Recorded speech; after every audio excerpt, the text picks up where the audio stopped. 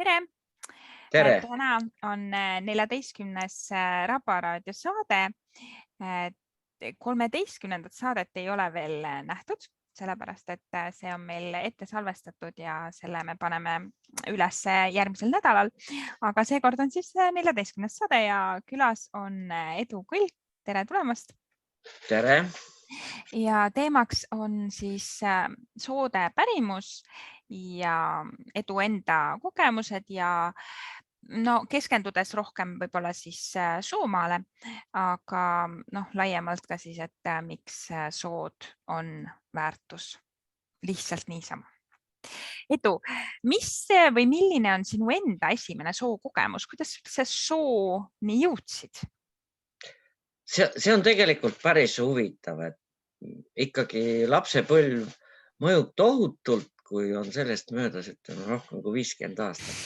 Et see on täitsa naljakas nagu pika elu jooksul. Kuidas see mulle nagu esile kerkis nüüd, kui see Soomaa loodi ja ma hakkasin nagu giiditööd tegema, sest polnud kedagi sihukest inimest, kes viitsiks rääkida. Mul ei olnud nagu, ma olen hästi palju esinenud küll. Mul esinemiskogemust on hästi palju erinevates. Ma olen bändi teinud ja ma olen näiteringist osa võtnud ja mida iganes, jah. Koolist topiti ka alati igale poole esinema ja ma nagu ei kartnud, aga see raba kogemus, see on hämmastav ja kuidas see võib nagu sügavalt sisse jääda. Sest ma sain alles nüüd aru hiljem, et see oli Kikepera rabaga, et meil olid heinamaad seal Tõramaa luhtades ja siis me käisime seal, vanemad käisid kõigepealt heinal seal ja kui ma juba kaela kandsin ja meid tööle pandi kuskil, 10-12 vend oli paar aastat noorem, juba anti rihad pihku ja tuli töötaja ja aidata vanemaid, siis see raskede heinatöö lõpuks, siis meil oli alati nagu preemiareis, siis loodusesse muidugi kuhu ikka, et siis panime need tööriistad ära, hein oli valmis ja isa ütles, et tavaliselt me olime isaga, et tema oli kodus talitas loomad, meil olid loomad ja nüüd lähme siis mustikaid sööma ja võtame õnged ja lähme kalale ja hulgume päev otsa, ei tee muud mitte midagi, hulgume, sööme marju, püüame kala, teeme lõket, igal pool võis lõket teha tollal. Maainimene teadis, ei pannud midagi põlema, et tulekogemus oli tuld niimoodi ohjata.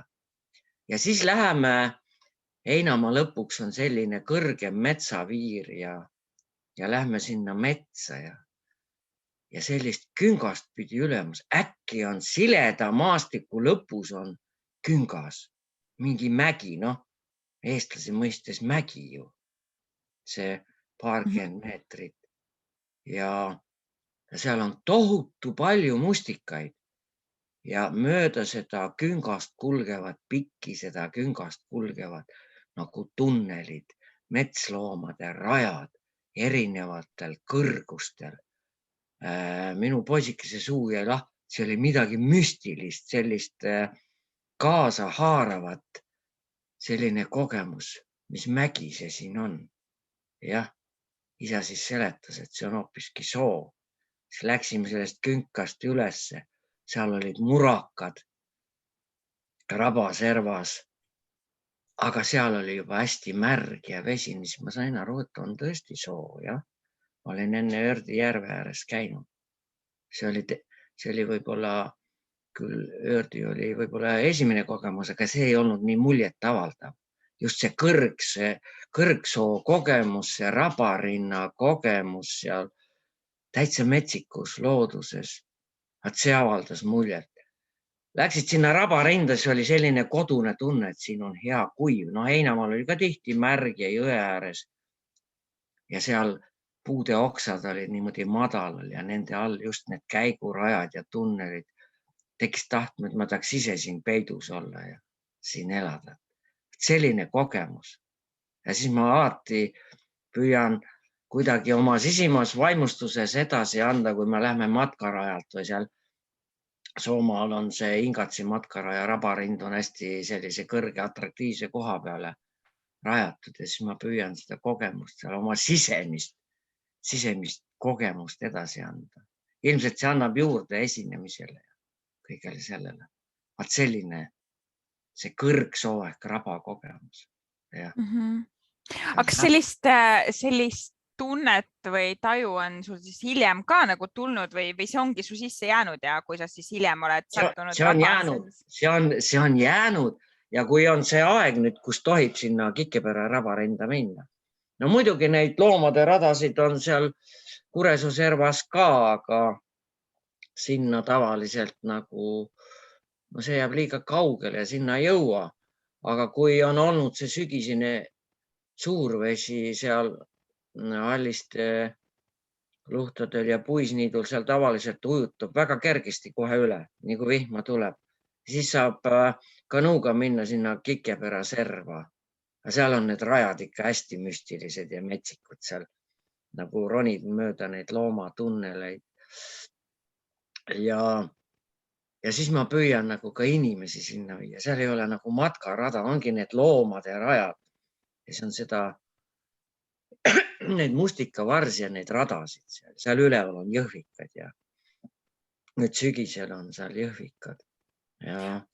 Aga kuidas inimestega on, kas väga paljud tahavad minna sellisele retkele siis või pigem on neid vähem? Ma arvan, ikkagi on vähemus, kes tahab sellisele eksootilisele ürgsele retkele minna. Just sellisesse kohta, kus inimjalg satub harva. Ja, et on ikka selliseid inimesi, kes tahavad sinna minna. Ja, see on aga üldiselt tahetakse siis laudteed, ma saan aru, et oleks lihtsam või? Et oleks lihtsam ja võib-olla turvalisem kuidagi, jah. Aga on ikka selliseid inimesi, kes just tahavad sellest tavalisest kuivast, võib-olla liiga tsiviliseeritud matkaradadest kõrvale. Ja päris palju on tegelikult on neid viimeid sinna, jah. Just see räätsamatk annab seda võimalust. Aga millised on need lood, mis tulevad justkui kaasa siis, kui sa viid inimesed sellisele retkele, kuhu võib-olla väga tihti inimese jalg ei satu? Lood tulevadki siis, mis on nagu pärimustest kuuldud ja inimesed ikka küsivad, mis loomad siin elavad. Ja kui on loomadega seotud ja nendega kohtumised, siis need lood ise tulevad. Ise tulevad seal vastavas keskkonnas tulevad lood välja. Kas mõni lugu tuleb siin keskkonnas ka välja? No see tuleb ilmselt, sest veebikeskkonnas see tuleb juba läbi elatust ja kogemustest tulevad küll. Jah, tuleb meelde ikka, sest neid on nagu õpitud. Ma olen ühe raamatu kirjutanud ka, et need on hästi nagu, kuidas ütleme, enda sees korduses. Vaata, mis sa läbi kirjutad, need on nagu hästi sügavad. Trükid endale ka kõvaketta peale, et jäävad jah, aga... On sul mõni selline lugu, mis sulle tundub, et kõnetab väga paljusid, et äkki sa räägid meile? Ja üks võib-olla on samamoodi, et kui nüüd värskelt olid inimesed saanud pilti ja videosse hundid seal Välisselja kohalt suure tee peal. Minu kogemus oli pisut varem. Ma tulin Riisa selle keskuse juurest, just sõitsin siia Tõramaa poole, ütleme Kõpu poole. See oli mõned aastad tagasi aprillikuus siuke sombune hommik. Mis hommik, õhtupoolik just. Ja lõpetasin nagu töö ja siis sõidan ja siis näen mingid loomad tulevad tee peal udus. Ei saanud hästi aru ka, kas on kitsed või keeras küljeks, sain aru, et hunt. Mõtlesin ise selle juures, et ma olen siin üle 20 aasta juba tööd teinud. Ma ei ole niimoodi nii lähedalt hunte näinud ja läbi autoakna ikkagi, et inimese lõhn ei seganud neid. Ja ma sain neile päris lähedale. Enne kui see, no siis oli 5. kari ainult Soomaal. See on ikka mitmed aastad tagasi. Ja ma nägin neid. Ma olin nii hämmingus ja nii üllatunud, et unustasin pilti teha, mida iganes. Siis tulin koju, muude jäänud üle, võtsin pliiatsi kätte, joonistasin oma nägemise ja elamuse, siis lihtsalt kripseldasin nagu paberi peale, tegin sest pilt ja siis riputasin Facebooki üles. Sellepärast, et magasin maha kaasaegse tehnika. Ma ei tea, kas sest välja, no mingi pilt oleks kindlasti tulnud, aga mul on nüüd matkaautul on lausa siuke statiiv ja seal telefon on seal küljes, aga seda ei saa nii ruttu sisse lülitada tavaliselt, kui mingi põnev moment on juba see möödas, siis kui, et ma ise olen mõelnud, võib-olla peaks mingi autoveebikaamera või vahel, kui ma õhtul matkalt tulen, siis ma panen juba selle video käima igaks juhuks, pärast kustutan ära, kui mitte midagi põnevat ei olnud, aga tavaliselt paned käima, siis ei olegi midagi, siis kui välja lükkad enne koju jõudmist hüppab kits üle tee sul ja oleks kaamerasse saanud, no ei saa. Sellest on jah, paljud räägivad sellist kogemust, et kui sa oled valmis, siis ei ole. Aga samas see on ka selline poeetiline ju, et lähed koju ja kritseldad selle, mis sul nagu... Jah, minu jaoks on see hea, nagu ma ei ole väga hea joonistaja, ma kritseldan, jah. Aga millised on need lood, mis on siis pärimuslikud või milliseid lugusid sa oma külalistega siis jagad? No pärimuslikud lood on, et kui keegi on rääkinud, kuidas ta siin suurveega on elanud või kuidas selle suurveega mõnda looma kohanud ja see suurvesi on nagu mõjutanud kodust elu ja majapidamist ja seda heina tegemist. Siin ma saaks küll rääkida ühe suurveeloo. Oma kogemus, lapsepõlvest jälle. Et esimene kogemus Soomaale sattuda heinamaale 6-aastase poisina.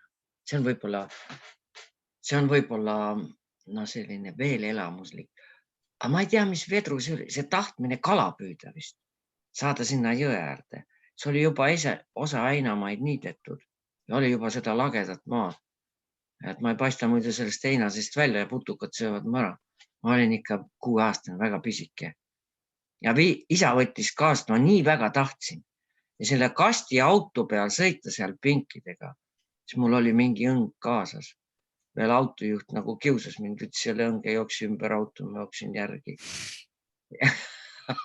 See oli mingi kepp peale keeritud. See oli kõige esimene kogemus. Sest maalaps on selle heina ja niidetud heinamaaga sellega ikka kokku puutunud. Aga see jõgi, meil ei ole kodu lähedal jõgi, siin on pisike oja ja see jõe ääre sattumine ja tahta seda kala püüda ja proovida. See on inimestele ürgselt sees, ma ei tea, võib-olla eriti poislastel, tütarlastel vähem vist, aga sinna õngega, sinna jõe äärde saada, et see kalakene sinna õnge. See on väga-väga ürgne soov inimestele kuidagi endale. Mina ei mõelnud ka söögi peale, aga see kala kinni püüdmine, üle kavaldamine vist see on nagu, on tegelikult ürgsele inimloomusele hästi omane. Et mis meil siis ikka siin elus on ju, et püsti püsida on toitu vaja, eks ju. See on kuidagi niimoodi kodeeritud sinna siis kaasaegsel inimesel võib-olla enam mitte, ta on sinna tahaplaanile vajunud. Ma arvan, et ta kadunud ei ole. Aga mõistmised ja arusaamised on selles mõttes läinud natuke nagu, jah, ma ei tea, kuidas öelda, ära vajunud või et kui jahipidamine ja kalapüük, ma mõtlen, et ma ei saa siin puudutamata jätta neid kaasaegseid meetodeid, et püütakse kala õnge otsas, lastakse lahti. Ma ei kiida seda heaks. Et jahti peetakse ainult siis nagu mingi sarvede või kõrvade pärast, et eesmärk peaks olema ikkagi, et see kogu see asi, objekt, mis sa jahid või püüed, see tuleb ära tarvitada maksimaalselt, sellepärast, et mis sa tast ikka narrid. See ei ole, minu jaoks võib-olla ei ole see nagu enam loodusega kooskõlas, meil Eestis ikkagi jaht on nagu see loom püütakse kinni ja tast tehakse otsast lõpuni midagi. Trofee ka kaasa arvatud. Ja see on siuke ürgsed mängud ja meeste mängud, paljud kaasaegsed naised halvustavad seda võib-olla, aga ei peaks, sest tuleb aru saada. Mäng. See on mäng, õping, mida iganes aegadeks või on ta siis kaasa tulnud. Võib ka nii võtta, et äkki pauh on elekter läinud ja supermarket on kinni. Süüa ei saa. Ja. Vett ei saa. Siis ongi vaja neid inimesi, kes aitavad ja õpetavad sul ellu jääda, toitu hankida. Sest elekter on ikka üks väga küsitav asi. No õnneks meil ei ole siin orkaan ega katastroofi. Vahel aitab pisikest äikesevihmast, äikesehoost. Ma olen ka nüüd kaasa istunud siin nädal aega ilma elektrita, et lihtsalt tuli siuke väike äikesehoog ja lõi posti otsast seal kaabli puruks. Oligi kõik. Ja siis oli seda jama nii palju enne jõutud sinna, et linnad võib-olla on paremini kaitstud, aga kui lööb kuhugi mingi suure alajaama, lihtne äikele, pauh, ei pea olema mingi kosmilist katastroofi. Aga kuidas see suur vesi, see kõlab nagu sellise hirmutav asjana või ma kujutan ette nendele inimestele, kes ei ole sellega niimoodi kokku puutunud muidu, kui võib-olla käinud kanuuga sõitmas, on ju hästi põnev ja äkki sa lühidalt puudutad seda teemat, et... Ja ma läksingi nagu selle pealt kõrvale, et sinna Heinamaale poisikesena, siis oli nagu pikk paus, enne kui me nagu tööle sinna kaasa võeti. Ja siis oli, tõesti aastanumbrit ma ei mäleta, aga me olime nagu vennaga koos kaasas seal, võib-olla vist olime natuke suuremad juba kui seal võib-olla 9-10 või niimoodi. Jah, et juba 12 ma tean, ma olin looreha peal töö. Ja siis keset suve olime seal Alliste luhtude peal Heinal ja seal oli ilus ilm ja tegime heina. Pool heina oli valmis, aga siis Kanaküla poolt siis jääb sealt Soomaalt ja lõuna poole. Seal käisid suured äikesehood. Isa vaatab ikka sinna ja ütleb, varsti ta tuleb. Siis me küsime, mis asi tuleb. Vesi, ütles isa. Vesi tuleb varsti. Ja et teeme nii kiiresti, kui jõuame, et nüüd ei ole puhkust ja kalapüüki ei ole. Ja tegime, saime poole, heina oli küünis, osa oli veel saadud ja see jõudnud nagu sisse vedada. Ja meil päike paistis seal nii-öelda Tõramaal. Ei olnud nagu mingit. Vesi jões oli tõusnud natuke. Ja siis isa ütleb, kuulake nüüd. Ütlesin, mis see on? See oli nagu tuul oleks haava metsa läinud, selline vaikne kohin. Isa ütles, nüüd ta tuleb. Ja siis tuli mitte mööda jõge, vaid mööda Heinamaad seal. Jõekaldad on nagu kõrgemad, seal kaugemal on madalam. Tuli selline väike veevall, nagu paarkümmend sentimeetrit. Jõgi oli juba triiki vett täis. Siis tuli mööda Heinamaad. Ja siis ta muidugi see loog, mis maas oli, siis tõstis selle lendu ja võttis kaasa. Isa viskas nalja. Jälle saavad torimehed minu heina endal. Jätkus huumorit sellest asjast. Midagi teha ei olnud. Täpselt, jah. Ja ta tuli. Eks siis oli vaja asjad kokku korjata. Ma mõtlen nagu huvitav, ja me olime väiksemad, ema oli käinal kaas. Vanaema oli vist veel nii kõbus, et ta talitas loomi kodus. Siis me hakkasime minema selle hobuvankriga. Ja seal jõe ääres oli nagu kõrgem, aga enne kui jõudsime sinna, kus praegu on see suur Soomaa kruusatee, siis seal oli selline metsatee, aga see oli juba nagu kõrgem, seal olid liivakünkad ja enne kui me sinna jõudsime, seal oli see Vodi talu ase, siis enam talu ei olnud. Ma mõtlesin, seal oli see Vodi Heinamaa, siis tulime hobusega sealt läbi, see vesi ulatas hobuvankri põhja hobusele peaaegu kõhu alla, mulle peaaegu kaenla alla. Siis isa keskis vankrist kinni hoida. Väike vend tõsteti vankri peale. Ütles, sina saad juba hakkama. See oli selline natuke hästi mudane, aga soe vesi ja selline natuke hõudne kogemus. Marsid seal nagu selle kõrval hoiad vankrist kinni. Lõug päris vee peale ei jäänud, aga üle naba ja kaenla alla väiksele poisi. Päris hõudne. Mõtlesin, ma tahaks ka vankri peale. Isa, et see ei ole midagi, sina harjud sellega. Et sõjamees peab kõigega hakkama saada. Ma mõtlesin, mis sõjamees. Noh, muidugi ma sattusingi mereväkke hiljem, aga seal ma ei pidanud uppuma. Vaat see oli minu selline reaalne suurvee kogemus ja tulime, jõudsime sinna tee peale, riided märjad, muidu suveaega ainult putukad kippusid märgade riietega kallale. Väänasime natuke kuivaks, need kuivasid juba tee peal ära ja kõnnid seal kõrval ja sa mõtled, et ikka huvitav, mis loodus teeb. Siis ma nii filosoofiliselt ei osanud sellesse suhtuda kui praegu võib-olla, aga siis vahepeal ei olnud nagu suurest veest aimugi. Ma käisin ikka vaatamas, siis tuli see rahvuspark nii kõrget vett ja suvel. Vist hiljem oli küll suvel ka, et me hüppasime heinapallide otsast sinna algisega, tegime lolli, et lapsepõlve tuletasin meelde, hüppasin jälle sinna mudasesse vette. See oli kellegi heinapallid jäid sinna vette, ja siis see suurvee kogemus reaalne. Vahepeal ma mäletasin isa juttudest, et käisid loomi päästmas. Siis mulle see reaalsus ei jõudnud nagu päriselt kohale. Enne kui tuli see 2010 ja 2011. Ma olin 2010 veel rohkem Tallinnas ja käisin looduse omnibussiga asja vaatamas, siis ta nagu päriselt kohale jõudnud. 2011 poisidest ära Jandi, tule tagasi, et meil on vaja nüüd kiideid, nüüd on möll käib. Siis ma tulin päriselt ära ja siis ma sain ise selle pärise sellise lootsikuga, selle külma veega. Pidin seal kedagi vahepeal aitamas, ma sain ka nabani märjaks, see oli ikka päris õudne.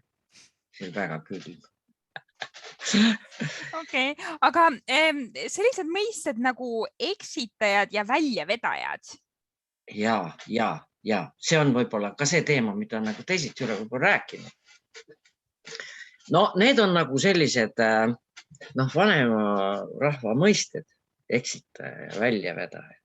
Eksitaja on see, kui sa lähed metsa ja sa eksid ära, sest et kõik see õhk ja need aroomid ja kui inimene pole väga harjunud selle keskkonnaga, ta ei vaata ka need orientiire, kuhu ta läheb.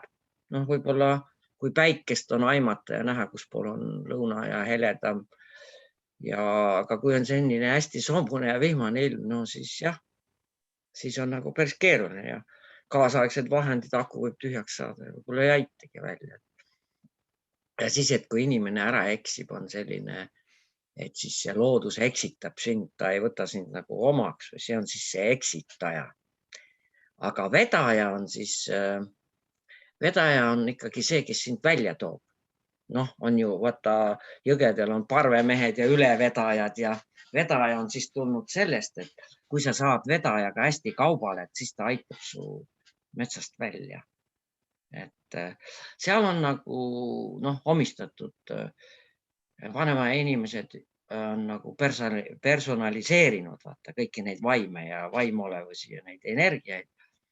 Et tegelikult on loodus on ta on ikkagi elus organism ja sa pead temaga kommunikeeruma, siis ütlen kaasaegse sõnaga. Sa pead nagu saama selle informatsiooniga nagu üheks või sa pead sinna informatsiooni sisse saama.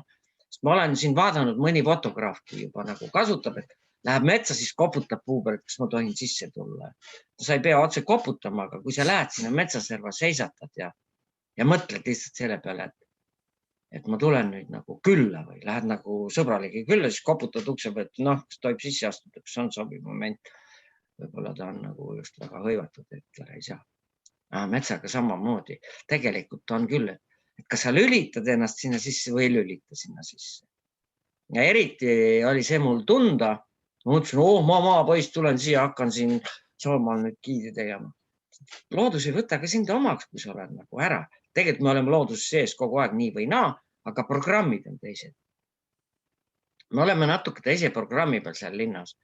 Me nii nagu süvitsi ei ole selles ürgsemas keskkonnas enam sees. Me oleme seal sees küll, ega me ei pääse kuhugi, loodus on igal pool, ole see kus tahes. Aga seal on erinevad stiilid ja programmid. Ja siis ei olnud veel Soomaad, kui ma nagu otseselt puutusin kokku selle nagu eksitaja ja vedajaga. Ja ma ikkagi maapoisina teadsin, et noh, juba vanasti õpetud, kui nagu raske olukord või oled eksinud või midagi, et istu maha. Vaata, talumeestel tarkus on ka nagu vaata Eesti klassikafilmis on see, istu maha, kui närvi läheb. Et no, talumehed ka ütlesid, istu maha, kui kiire on. Töötab ta, kui kiire on. Ei, istud maha, mõtled järgi, mis on esmane ülesanne, mis on esmaselt sul vaja teha. Rahuned maha. Ja noh, see sambla vaatamine kõik, noh, see on ikka natuke ja bioloogid viskavad nüüd ka nalja, et vaata samalt, siis rahuned maha. Et metsas võib-olla, kus on tihe ja kõik on varjuline, seal sa väga võib-olla ei näe seda orientiiri. Ja see oli enne, kui see Sooma tuli, ma olin Viljandis tööl ja kolleegid tahtsid viimeid Jõhvikule, noh, ma ka ikka, mis seal on, see Valge Rappa otseselt selle vana korstna juurest sinna minna, ma põrutasin läbi metsa, et noh, ma olen käinud enne ka ja siis ma läksin see punt selle sabas ja ühel hetkel ma tunnen, et ei ole, kurat, suund ei ole õige. Siis mõtlesin, no neid on täitsa pekkis nagu öeldakse. Ütlesin tee joomise paus, nüüd võtame termosed välja, istusin maha ja ma natuke seetsin seal, püüdsin siis võib-olla üle hulga esimest korda nagu tunnetaja selle vedajaga kontakti saada. Kus ma nüüd minema pean? Kus see päris õige suund? Natuke siis vaatasin kuidagi ümbrust ja vaat siis ongi see, et loodus tuleb sulle natuke appi. Et kaasa inim võib-olla ei tähtsusta seda, aga sa nagu tajud, sa saab teada, kus see õige suund. Ja ma nagu selle maha rahunemisega ja siis ma nagu otsustasin nagu ise, mul tuli see kuidagi, see teadmine, ma sain vedajaga kontakti. Siis kui ma läksin ikka täpselt sinna, kust inimest rappa käis, ma läksin sinna tee otsa peale välja. Ma olin vait. Ma ei olenud teistele üldse öelda, ma ei öelnudki, et no inimesed lähevad paanikas, hakkad rapsima, segavad sinu nagu vaimuga ära. Et me olime nagu vahepeal seksi. Jah, täiesti. Jah. Ja kui ma sinna välja sain, siis ma nagu julgesin suu lahti. Et noh, näe ongi, et tulimegi siia kuhu vaja. Tegelikult oli vahepeal täiesti. Ja. Nii et siis põhimõtteliselt võiks öelda, et sa said ka eksitajaga kontakti kõigepealt. Kõigepealt eksitaja tõmbas mu eksitaja on nagu õpetaja või et kui sa lähed liiga ülbelt peale või. Ma olen nagu liiga enesekindel võib-olla. Et ma ikka käinud ja küll ja nii ja naa. Ja. Aga jah, eksitaja võttis mu rajalt maha kohe. Kõigepealt, et ei ole siin midagi, ei hoople siin midagi, et see nii vinge vend oled. Jah. Aga see pärast seda, et kui sa hakkasid giidina tööle ja niiviisi, et kas see eksitaja ja vedaja, et kas sa nagu suhtled nendega muidu veel kuidagi või kas nad on nagu niimoodi reaalsuses sul seal olemas või väljavedaja pigem on, et kui ei lähegi niimoodi peale, ütleme ülbelt peale, et siis kas siis... Vedaja on vedaja ja jah on. Ja nüüd ongi võib-olla natuke teadlikult isegi, sest et ma pidin nii-öelda seda vedajat nagu kuidagi kasutama. Pärast juba nagu harjub siis see vedaja siin nagu näitab teed või see on nagu imelik. Inimesed võivad arvata, et peast soe, et näed rada, kus sa minema pead. Et kui ma esimest korda pidin Riisalt minema üle Kuresoo sinna Ingatsi torni juurde välja. Ma natuke tegin ikka eeltööd, ma kaardi peal vaatasin, aga ma ei pannud mingit telefoni, mitte midagi pannud nagu tööle. Ma lähtusin sellest, et ma nagu püüan looduse märke vaadata ja suunda hoida. Päike oli taevas, mis siis viga, see on nii lihtne. Ja. Aga kui ei tea, mis tehnikat kasutada, siis ta pead vingerdama, sa ei saa kogu aeg minna mingi pulk sirgjoon, tõmbad joonlooga. ma umbes nagu teadsin maastikuvorme, mis seal võib olla, et seal on need rabasaared, seal vahepeal on, seal on see nii-öelda see Ingatsi oja, see ongi see nagu, kus see raba seda vett transpordib ja liigub ja siis ma nagu läksin ja võtsin nagu selle suuna, ma sealt juba põldude vahelt läbi läksin ja sealt läbi metsa on ainult 500 meetrit ja kohe on Kuresoo. Läksin sinna lava peale ja siis ma nagu kaardi peal olin nagu vaadanud, ma umbes võtsin niimoodi suuna ja vaatasin, kus päike on paremas silmanurgas. Nagu see vedaja mulle ütles, hoia päikest paremas silmanurgas. Nii hakkasin minema ja vahepeal oli vaja keerata, päike oli otse vastu ja siis tuli mingist asjast ringi minna. Oli päike hoopis parema õla taga.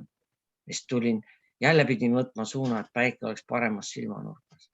Kui ma juba esimesi saari nägin seal, siis ma hakkasin nagu juba seda maastikku nagu ka vaatama ja kasutama. Ja et seal oli see oja vahepeal, siis ma algul sattusin selle koha peal, et täitsa selle kõige pehmema koha peal, selle saarte vahel, et sealt nagu ei saanudki üle. Pidin natuke jälle ringi minema, otsima sellise kõvema koha, kust saab üle, sest minu jaoks oli see esmakordne, täiesti tundmatu maastik, tundmatu olukord. Ja tegin neid haake ja vinks-vonkse seal nagu mitu korda ja käisin seal mitme saare pealt läbi, leidsin väga huvitavaid asju seal, metsigade magamiskohti, huntide väljaheiteid, täis elu ja need minu rajaga siis jooksid risti täiesti need metsigade rajades, nagu põdrad olid seal käinud ja ma ei mäleta, kes mu esimene grupp kaasas oli, kas olid eestlased või olid välismaal. Igal juhul ma avastasin nagu ise ka ja siis nagu juhtisin tähelepanu. See oligi nagu oma avastuste selgitamine kaasasolevale grupile, kuigi nagu neid eelteadmisi on erinevad. Ma sain aru, mis junn seal maas on või mida iganes jälg on ja kes lendab üleval ja säärt teeb ja tegin neid vinks-vonks ja siis seal on vahepeal selline uuesti tõus ja kui ma tulin sealt uuesti lageda raba peale ja kaugelt nägin seda sinist katust sealt, siis ma olin jälle happy, et olin jälle õieti tulnud, et suht paistlikult ei mingi. Seal on nagu väga huvitavad objekte, siuke mütsiga mänd ja mida iganes saab kõike nagu inimeste näidata. Nüüd ma isegi, me enam sealt riisalt ei tule peale, aga kuna räätsidega nagunii ei ole viisakas, ütleme sinna Laudraja tappama minna, siis meil on igal seal omad käigurajad ja kui ma sealt riisalt käisin, siis kujunes, pika peale kujunes mul välja üks rada, kus ma siis oma õpilasi koolitasin. Seal oli, mõned olid juba enne õpetajad, loodusõpetajad, midagi, aga raba peale oli vaja näidata, siis neil oli nagu lihtne minu rada kasutada. Siis kui see räätsavaidlus siin oli, siis bioloogid vaatasid, et mis juba nimetati seda edurajaks. Et ei ole seal need sambal kahjustused nagu suured, lihtsalt liik on muutunud. Minu raja peale teine liik tulnud, mis talust tallamist rohkem. Aga nüüd ma seda pikka rada enam ei kasuta. Ma viin inimesi just, et näidata neid raba erinevaid kooslusi ja erinevaid kohti. Ma ikkagi käin ja külastan. Ja niimoodi sain vedajaga kaubale. Ja nüüd on natuke lihtsam siis. Aga nii kui ma vedaja jätan kõrvale või, ütleme siis niimoodi, eksitan kohe kohal. Kohe, et kui ma lähen hooletuks, ütleme, ja siis ta tuleb kohe. Aga sa mainisid seda, et veidi on nagu erinevad programmid, kui olla linnas või siis tulla ära, et kuidas sul see muutmine käis siis? Oligi see sama, mis sa rääkisid või miskit veel? Et oli küll ma mõtlesin, ma maapoiss tulen nagu maale tagasi, külakeskkonda uuesti. Aga vaat selles ongi nüüd nagu vahe, et kus koosluses me elame, seal on nagu omad elustiilid, oma harjumused, oma nipid, võtted, kuidas keegi elab, mis harjumused on. Ja kui ma tulin nüüd maale tagasi, siis esiteks selle loodusega harjumine võib-olla oli isegi kergem, kui inimestega taas kontakti saada, liigikaaslastega. Sest et mul oli selline loomaaia hundi tunne võib-olla, lasti loodusesse tagasi. Kõik vaatasid mu peale viltu. Mis ta nüüd viga on, mis tagasi tuli, ei saanud hakkama või keegi mõelnud selle peale, et hull tahtiski tulla nagu tagasi, harjutada looduskeskkonda, sest ma ei tundnud korteris ennast kunagi kodus. Vaata, mul on see maakodu harjumus, maakodu tunne ja ma ei tundnud ennast seal kodus. Ma sain seal hakkama, aga siis ma tahtsin nagu koju uuesti, aga siis oli see kodukeskkond üllatavalt niimoodi tõrjuv, kahtlev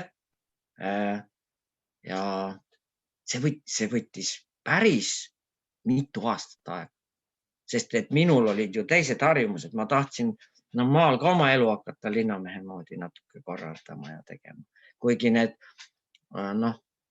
peenra tegemine ja saunatamine ja kõik see nagu see elustiil nagu oli sama, aga ma olin harjunud kiiremini toimetama võib-olla linnakeskkonnas kui maal. Ma tahtsin kõik asju ruttu ära teha ja teistmoodi ja võib-olla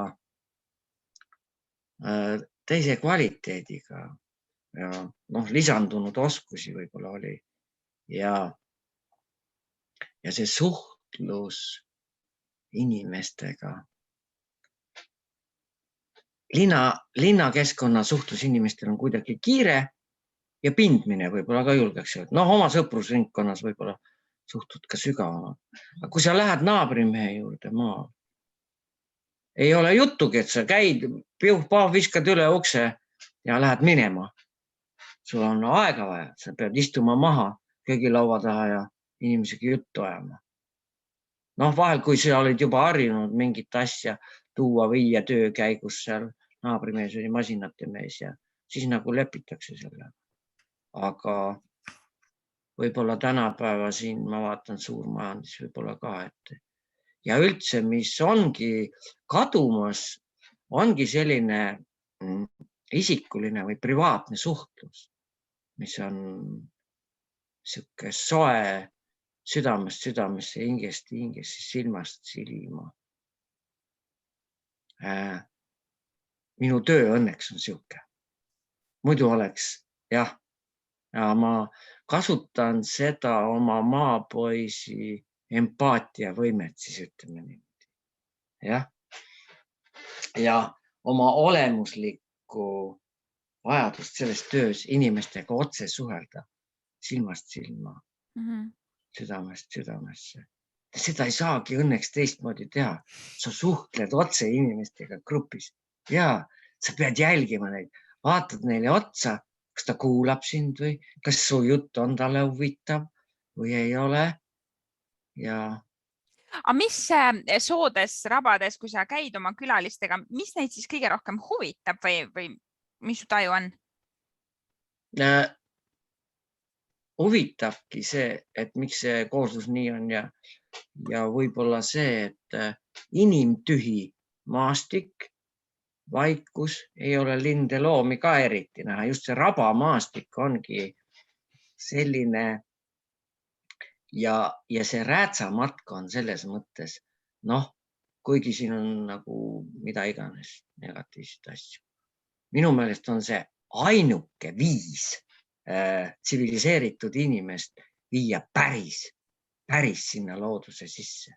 Sa võid metsas kõndida ja sa võid seal laudrajal tiiru ära teha, aga kui sa lähed sealt päris, ikka lähed kilomeetrit paar kaugele sellest metsaservast ja sinna keset raba, kuskil rabasaarel. Siis sa nagu hakkad tajuma seda looduse suurust ja kas sa oled seal sees või ei ole. Et tsiviliseeritud inimene, ta võib isegi hirmu tunda, aga siis ta saab selle õige elamuse otsa kätte. Sa oledki seal suures rabas. Küll giid on kaasa, aga sisuliselt oled sa üksi seal. Jah, peaaegu. Jah, väikse grupiga. See on otse pildi sisse minek või otse sinna sisse minek, sinna, kuhu sind on suunatud või viidud või mis sa näha tahtsid. Sa saad sinna sisse. Muidu ikka tilbendad seal ääre peal. Ja, sa ei ole selles asjas sees. See laudrada on nagu, kuidas ütleme, võtad raamatu kätte, vaatad, teed kaane lahti, katsud seda kaant, loed pealkirjas, võtad tiitellehe lahti, vaatad, ahah, selles raamatus räägitakse sellest asjast. Siin see on, näed, kunstnik on joonistanud pildi, aga sa sisu veel ei tea. Sa ei teagi sisu. Ja sa ei saagi sisu enne teada, kui sa lähed sinna raamatusse sisse. Ja nii on selle loodus ja rabaga ka. Ja sellepärast on ikkagi hea võimalus, et ka sinna lubatakse sisse minna. Selle juures on see veel, et saad natuke rääkida, mul on kaasas need õpilastega kursustel tehtud räätsad. Näitan sulle. Ja selleks, et rabad ja sood võimaldaksid meil niimoodi sinna sisse minna, selleks me ka neid tahaksime hoida. Näitasin, jaa. Nii. On näha, et näitan need räätsad. Et need on siis nagu need ürgsed vahendid, millega sinna sisse minna. Nii et siis hoiame. See on see, mis ma tavaliselt saate lõpus ütlen, aga ma ütlen siis praegu see niikuinii edu tagasi tuleb, et meie saate eesmärk on ka üks eesmärke ongi see, et sood ja rabad säiliksid sellistena, nagu nad on, et siis saakski sinna niimoodi pildi ja raamatu sisse ja tsiviliseeritud inimestena, nagu me enamikus vist oleme, sest meie hulgas ilmselt ei ole nii palju neid, kes elavad niiviisi maal ja saaksid igapäevaselt niimoodi loodusega koos olla. Jah, ja loodusesse sisse minna. Et praegu oli selline tendents, et Soomaale kolis väga palju uut rahvast, osteti tühjad talukohad ja vanad talukohad ära. Veel on üks teine asi, mis meil nagu võimaldab ka kergemat. No kanuuga saab ka, oled seal vee peal, sa oled ka seal ikkagi nagu sees üksjagu. Aga kelgumatkaga on samamoodi, et siis sa saad ka sinna loodusesse rohkem sisse.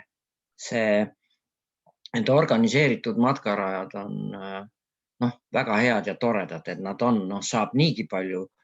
Inimene saab sellest aimu ja siis ta võib-olla tahab edasi minna, kui ta väga ei karda. Loodus on hirmutav.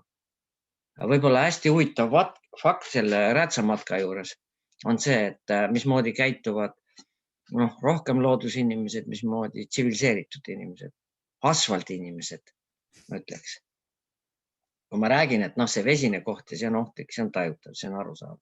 Kui ma ütlen, et kus on see sile, selline suvel, need vesi kaob ära, see on need mudaväljad, älved, mudased älved, et ärge sinna minge, et see on nagu ohtlik, siis tsiviliseeritud inimene tahab just sinna minna, sest see on sile, must, tuttav, kõva peaks olema tema kogemus. Tikub sinna selle karvase hirmutava mätta pealt ära sinna mudauku, sest see on sile, see on nagu on tuttav ja siis pead kogu aeg neid meelde tuletama, hoiatama, et siin on vastupidi. Ja. Linnas ei lubata ju võib-olla muruplatsil igal pool minnagi ja parkides ja muru peale ei tohi astuda ja siis nagu inimene kardab astuda muru peale, tahab astuda sinna muda peale, seal ei ole muru. See on Mhm. paljas ja must ja tugev, jah, aga ta ei ole jah, et looduse nagu mõningaid asju peab hästi jälgima tähelepanu, et inimene nagu viltu ei lähe. Mhm. Et sellised tähelepanekud ja näed, tund hakkab kaduma nii märkamatult. Aga millest sa veel tahaksid rääkida või millele tähelepanu pöörata, milleni meie jutt pole jõudnud veel? Ma mõtlen, et esialgu oli mulle ka nagu võõrastav. Ikka tuleb huumoriga kõike võtta, et see soode taastamine mulle kohe tõi Eesti klassika meelde, kui Andres kaevas kraave ja peaaru ajas kinni jälle, et meil ka ikka käib niimoodi. Üks põlvkond tahtis nüüd nagu metsa kasvatada, võib-olla majandusmetsa, et pole ka paha ju. Ja nüüd oli loodus ise peaaegu need kraavid juba kinni lükkanud. Siis tuli inimene ja otsustas, et meil on ikkagi endistes mõõtmetes või sood ja raba vaja. Jälle nagu, kuidas ütleb, praktiline maailm mõtleb, mis asja. Meil on see vett ja kõike küll, et aga siis jäi selgitatud inimestel, miks seda tehakse, et lihtsalt kraavid kinni, taastame soid. Ei öeldud, et meil on ikkagi veevaru vaja rohkem luua, et ega ei ole siin midagi priisata ega õisata, vaata nagu sina tõid Ida-Virumaa näite, et seal ei ole võib-olla vett, et siin soode rahvas nagu arvab, et vett on meil küll. Siis mõtlesin, miks mitte ka äriprojekt kuskile Araabia maadesse vett müüa, siis võib-olla kui meil on ja neil ei ole, saame kaubavahetust teha, võib-olla saame kulda selle asemel. Mida egest, võib lõksida siin nii ja naa. Aga et jah, et mine tea, äkki kolmas põlvkond leiab, et meil on ikka metsa rohkem vaja. Aga mis mul nagu maamehena, mis mul seal nagu kriipis nagu oli see, et suurte asjade tegemiste juures nagu lükati need tammid ette, siis ma vaatasin, et tore, linnud saavad süüa palju metsa ära, kuivab seal. Aga maamehena mõtlen, et kurat, meil terve küla oleks kütet saanud talveks, nüüd ta lihtsalt siin mädaneb ära. Et selline nagu see praktiline, et mina oleks ära koristan, nagu nii jääb need kuivanud puid ja ei tule neid linde ka sinna nii massiliselt ja siis on nad saavad seal mingi hooaja, saavad süüa. Aga võib-olla ongi see, et siis on äkki massiliselt toitu käes ja kõik on väga massilist, see ühel hetkel enam ei ole. Jälle mene otsi kohta, kus ta saad. Minu meelest nagu siuksed inimtegevuse tagajärjel toimunud looduses järsud suured muudatused ei ole loodusele omased.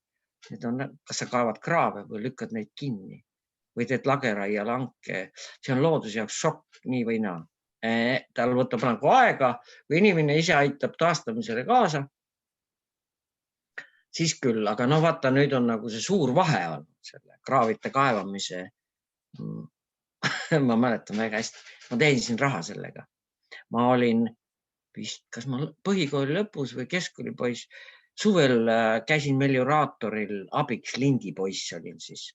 Hästi maksti nõukaajal.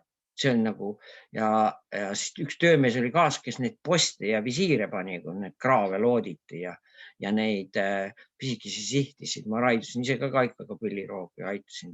Hull töö oli küll. Parmud sõid ja siis pidid seal igist läbi märg ja metsavööndist läksid läbi, kraavis. Kuskil vesi sai otsa, vett ei olnud, siis kraapisime selle metsamehega kraavi põhja augu. Ootasime, kui vesi tuleb sinna sisse, siis otsime kuivanud heinputke ja siis jõime vett. Panime näo peale. Et veerikas keskkonnad, meil ei olnud seda raba seal kohe. Me on kuskil metsas ja väga kuiv suvi või mingi siuke oli. Hommikul vara kell 5-6 läksime tööle, lõunaga oli parme nii palju ei saanud. Õhtul läksime jälle. Et seepärast nagu, aga see suvi oli nii palju parme, et mul jäid murakad korjamata. Ma läksin mugavaks ja viitsin minna. Viitsin nende parmudega. Kuigi ma tean, et hästi jäledad riided selga ja kõik, aga võib-olla mul ei olnud seda tuud ka, et elukaaslane ei viitsinud kaasa tulles, ma nagu jätsin üksi minemata. Võib-olla üks aasta ma käisin küll, tein üksi murakad ära, aga kõiki abinõusid tarvitusele võttes, jah, võib-olla nagu. Inimesed muutuvad jah, nagu saab ka teisiti. varem võib-olla ei saanud teisiti ja siis oli motivatsiooni rohkem minna loodusesse ja kas rohkem ja murakad kuna või mul mis olid veel ära tuua. eelmise aasta murakaid külmkapis No olemata. täpselt, et siis pole motivatsiooni nii väga, jäävad lindudele. Ei läinud selle ründe alla otse. Ja. Et, aga ma usun, et praegu ega see ühiskonnas on hea märk, et nagu ikkagi tõstatatakse erinevaid metsaprobleeme või loodusi. Ma ei ole ühe ega teise poolt. Ma tahan nagu uskuda, kuna vaata, ma olen ise õppinud seda metsandust nagu, ma ei taha uskuda, et meie Eesti metsamees on nii rumal, et ta saeb seda oksa, kus ta istub. Et see majandatav mets vast ikka, et see taastub. Aga mis ma nagu näen küll, mis minus ka nagu paneb kukalt kratsima, on see, et seda vanat täiskasvanud metsa ei ole vasti. Et see, kui me ütleme võib-olla minu põlvkond või siin juba järgmine, kui ta liiga intensiivselt kasutab seda metsa, siis üks põlvkond jääb vahele, tal ei ole võtta. Aga mis ma praegu nagu näen, see on üks tööstusharu, mis selles raskes epideemia tingimustes aitab majandusel üle. Jah, nii ja naa. Et väga hullult kriitiliselt ei või ühe ega teise asjasi suhtuda, tuleb vaadata, et tasakaal püsiks ikkagi ka. Ja siinkohal ma pean tsiteerima Avelina Helmi, kes hiljuti, kui ta kõnet pidas, ütles, et kui me otsime tasakaalu, siis me peame vaatama, mis asju me tasakaalu seame ja kuni me räägime keskkonnast ja Eesti mõistes ka metsandusest, siis seda mõistet tasakaal kasutatakse kontekstides ja pannakse võrduma asju või otsitakse tasakaalu seal, mida nagu oma vahele tasakaalu võib-olla ei saa panna, aga see läheb meil täna teemast välja. Selles mõttes mul on hea meel, et sa, selles mõttes on hästi tore tegelikult, kui inimestel on usku, et selles mõttes mina isiklikult võib-olla julgen öelda, et tõesti saetakse oksa, millel istutakse, aga see on teise korra teema. Räägime seda mõnes teises saates, ärme võib-olla Rabaraadiost praegu sellesse lähe, et ma võtan otsad kokku lihtsalt sellega, et hästi suur rõõm on kuulda sellest, kuidas tänaselgi päeval on meie seas inimesi, kes oskavad ja tahavad viia meid sinna pildi sisse, sinna looduse sisse ja loodame siis, et meil kõigil on selleks võimalusi, et loodusega kooskõlas kas või mõned hetked veeta. Aitäh! Ja, ma olen saanud head tagasisidet nüüd just, kus igal halval asjal on oma hea külg, et see koroonaviirus ajas eestlased metsa, rappa ja metsa, loodust tagasi, kelgumatkad ja mida iganes tulevad rohkem räätsamatkale ja ka veel mõned kanuumatkad on ja siis mul on nagu eriti hea meel, kui oli mul selline meeldiv kogemus ühel kelgumatkal, oli üks seltskond ja siis me rääkisime neist erinevatest asjadest, siis tuli järgmine päev oma peredega tagasi. Kui tore. Ja see oli nagu hästi süke südantsoojenda kogemus. Väga tore. Ja, lähme siis kõik sohu ja rappa ja metsa ja kuigi see on nagu olnud selline, et nagu natuke sõimusõna, et mine saa kõige sohu oma jutu. Aga nüüd on see ju täitsa hea. Aga nüüd on see väga positiivne. Aitäh ja aitäh kõigile kuulajatele, vaatajatele ja kohtumiseni. Kui on veel 1 minut aega, siis ma võib-olla oluline vahel jääb meelde. Nii? Mida ma nüüd viimasel ajal, kus see nagu haigus on, tulin ise ka nagu selle peale. Mis meil kõige olulisem on. Inimesed mõtlevad, et mis on meie esmane toit.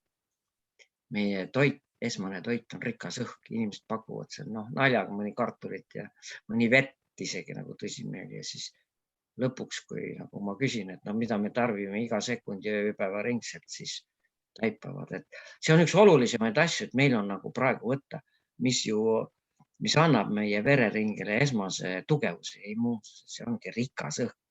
Hapnikurikas ainult, et see on hästi palju niisugust asju, mida võib-olla inimene ei oska teadvustadagi seda, aga see on nagu kõige olulisem praegu loodusesse mineku juures, et me ei pea, kui meil on õhk kehva koostisega, mida me hingamis, me võime igasugused raviteesid ja mida iganes kasutada oma immuunsuse parandamiseks.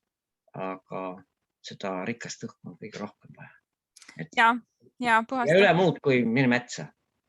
Ja, lähme. Lähme metsa.